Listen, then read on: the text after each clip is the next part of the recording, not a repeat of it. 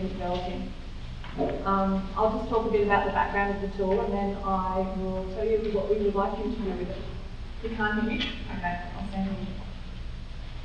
So, why an acute care tool? So there's growing recognition that acute settings are difficult places for everyone really. They're noisy, they're busy, they're scary, they're not necessarily a place that we would choose to be. Even more so for people living with dementia and their family and the people that support them. We've already heard from multiple speakers today the impact that can have on length of stay and the costs for the system. Richard Fleming, who, as Kirsty said, is unable to be with us today, and Kirsty have developed a range of other tools such as the EAT, the environmental assessment tool, the EAT high care, and the dementia friendly communities team. Has anyone here used the EAT in one of its forms? Yeah, so a couple of people. You're about to use it. So we've identified that there is a gap in acute care because the other tools have really developed for a residential care setting or a community setting. We know that the tools that have been developed so far have been really valuable, particularly around identifying strengths and weaknesses of the environment, and allow people to have a systematic conversation about how the environment can support people living with dementia. There is a lot of other tools out there that you're probably aware of. There's the EHE, the King's Fund tool, Code Glass, HEAT, Universal Design Resources. Some of these you might have come across. There is a lot of tools out there, but none of them are really based around this idea of principles. A lot of them are a bit more prescriptive, so saying, do you have a blue toilet seat? Yes, no.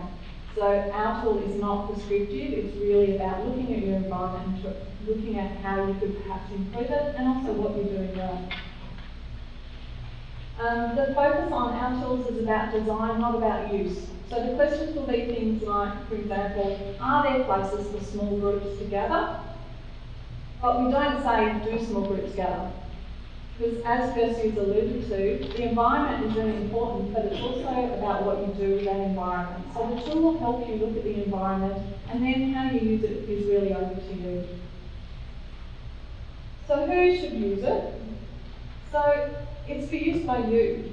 Anyone who's responsible for or has influence over an acute environment can use it, and we would encourage people from a range of different backgrounds to use it as well. So get your building services people to use it.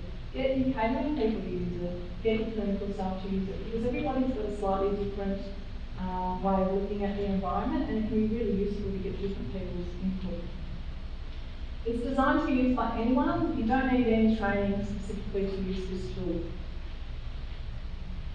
It's definitely preferable to have some knowledge about the key design principles that Kirsty's talked about, and as she said on the DTA website, the principles are there. There's also this weighty tome. All the bits of this tool are available for download from that website. If you're really desperate for a hard copy, there are hard copies around as well, but they're a bit precious. If you're really desperate, you might be able to. And they're very heavy, yes. Luckily, backwards and forwards from Wollongong, which is a bit of a chore. But this resource is available, and also the DEEP website for Alzheimer's WA has information on the principles as well. When to use the tool?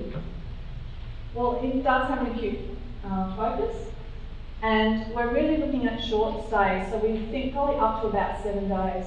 So this is for people that are acutely unwell in a ward situation. So we're thinking for people that are a little bit better, up and mobile, perhaps looking at rehabilitation, the EAT high care would probably be a more appropriate tool. But we've had feedback that for a ward situation, the EAT HC, because it was developed for a residential care setting, didn't tend to fit quite so well.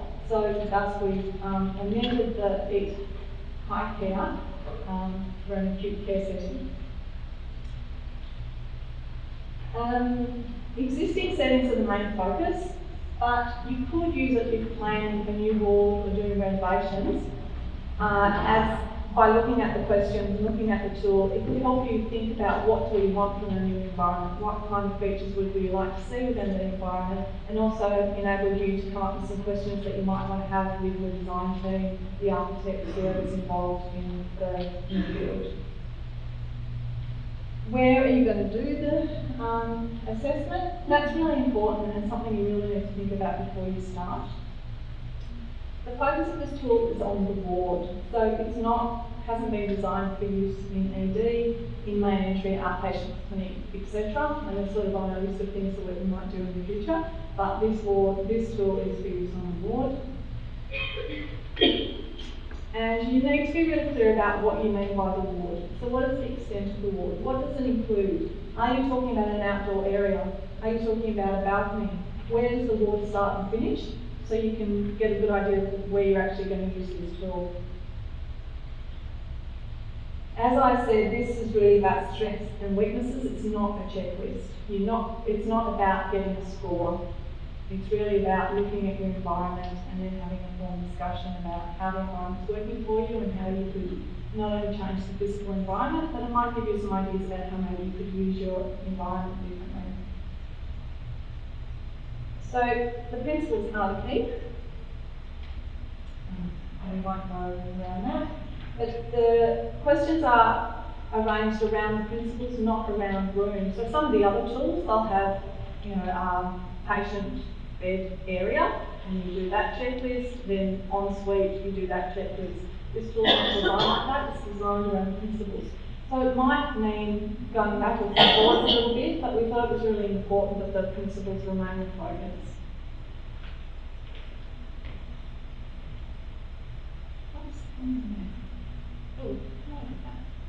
Oh, there we go.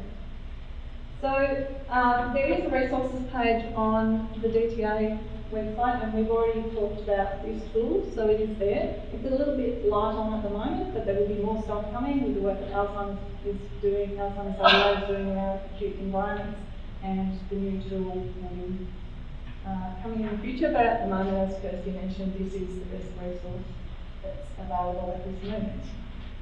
There will be a handbook to accompany the new tool, but we won't develop that until we finalise the tool.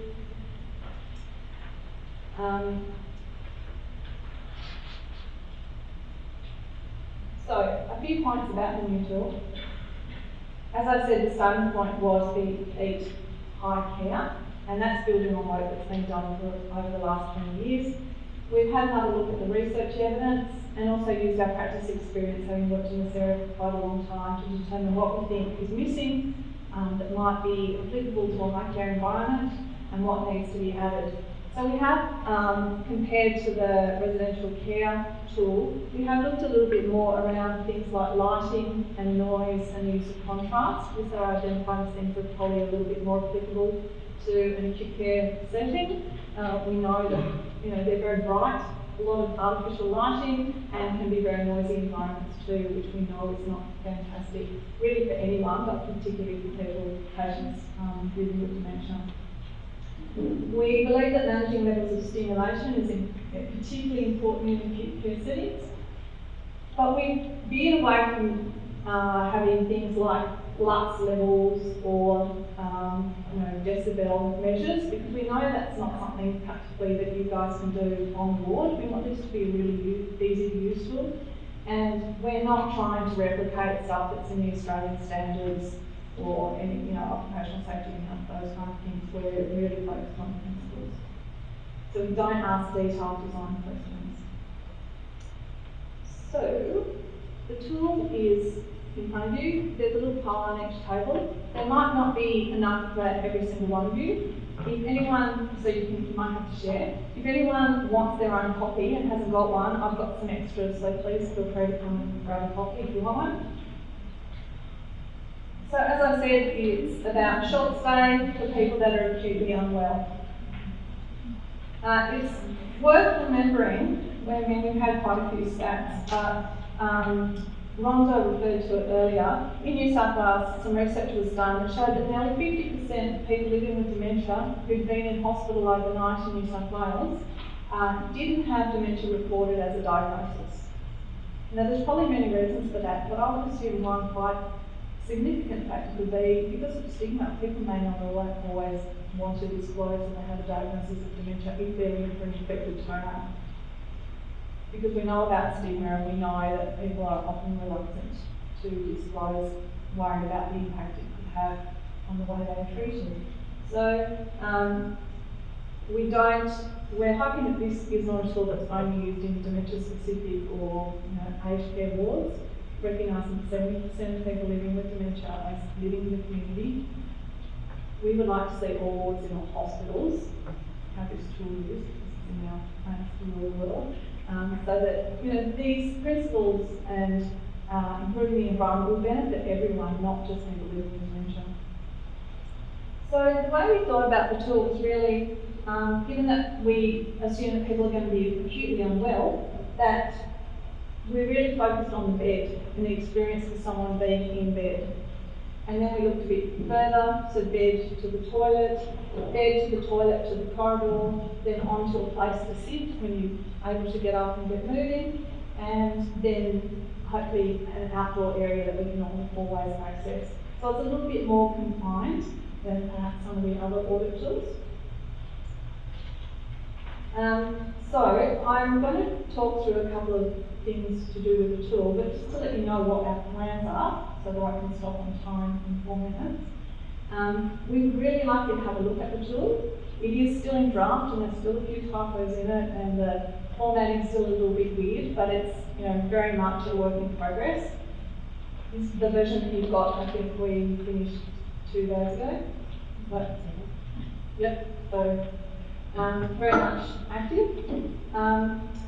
We want to know if you think it makes sense, if we've missed anything that you think is really important. We must know we can't do everything. We can't cover everything in the tool. We've already had to be quite brutal in the bits that we've chopped and the things that we haven't included. As I said, there's a lot of other tools out there and we don't want to repeat what's already been done. And we don't want to be prescriptive. So we have kept things a bit loose, but as I said, the point of this tool is to get you to have a conversation about our environment. We would really appreciate it if you could have a bit of a look and give us any feedback. Kirsty and my email addresses are both on the front of the draft tool that you've got there. So if you've got any suggestions, positive as well as negative, please, we would love to hear from you. 1st of April is when we'd like to hear back from you. We're then going to look at any feedback that we get, prepare a version, and then we're going to start doing some trialling. So you may see myself and a colleague in a hospital near you in the near future, we're looking at April, to come out here and start doing some trialling.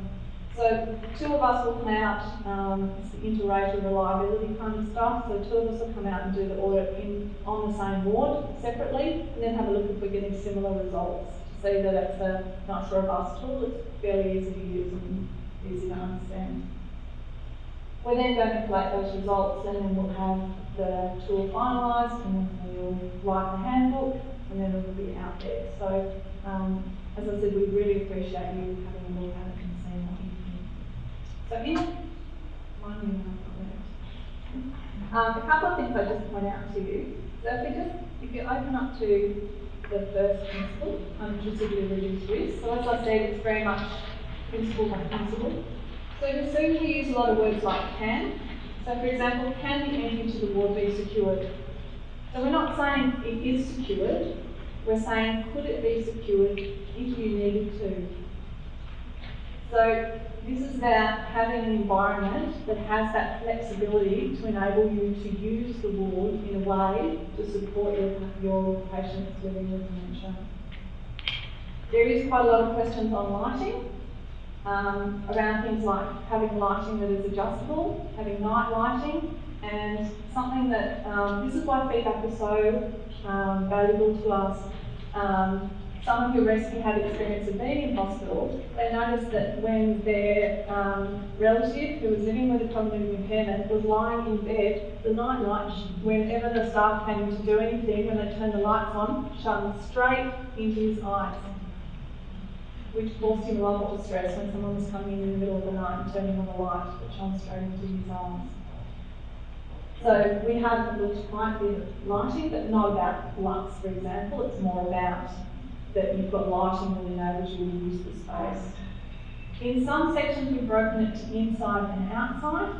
We've left not applicable where, for example, if you don't have an outside space, you just answer, not applicable, no outside space. So when we talk about the questions helping you to have a conversation, the conversation that may come out of that is we don't have an outside space. We know that outside spaces are really important for people living with dementia, for anyone, access to fresh air and sunshine, the ability to get out of the hospital. If we don't have an outside space, is there an outside space we could use? So this is what we mean by using the tool to start a conversation and have a discussion within your ward. I'm just seeing if there's anything in particular I wanted to talk about. In Principle 3, talking about allowing people to see and be seen, we talk quite a bit, and you wouldn't believe the hour-long conversations we've had about language, but easily seen. So rather than just being able to see something, so I was talking the other day, I was trialling on stool on a ward, and when I looked up the corridor, I could see where the kitchenette was. So I knew that that gap in the corridor wall up there was the kitchenette. So in theory I could see it, but I couldn't easily see it because I couldn't tell that it was the kitchenette. So, we start having those conversations. If I know, if there's a kitchenette there but I can't actually see it when I look up the corridor, what could we do to make it more obvious so that I can see that that's where the kitchenette is? So, you can sort of start thinking in circles, but this is the intent of the tool. It's not just to say, do we have a kitchenette tick? It's, can I easily see it? And then you might think about, what do I do with the kitchenette? How is it being used? Is it being used? As other people have referred to, is there an opportunity there for a meaningful activity? And the last thing I'll say before I finish is just to mention the other thing that's a bit different from the other tools that have been developed is that we do include carers, family members and support people because we know how important they are, particularly for someone with dementia in hospital, the importance of having the ability to have someone with them. So please have a look, please provide us with some feedback. As I said, I've got some spare, so if anyone hasn't got a copy and wants it, please come down and grab one of us. Thank you.